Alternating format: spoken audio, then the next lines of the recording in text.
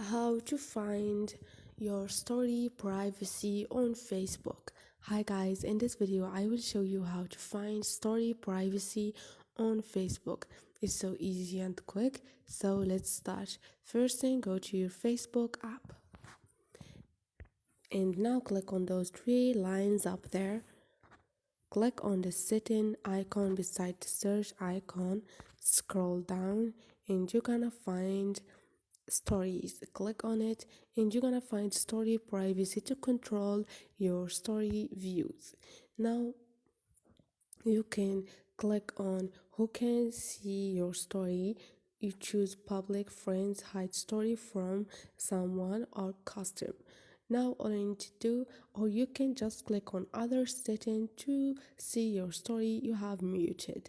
And this is it guys. Hope this video was helpful to you. If you like the video, don't forget to subscribe and like.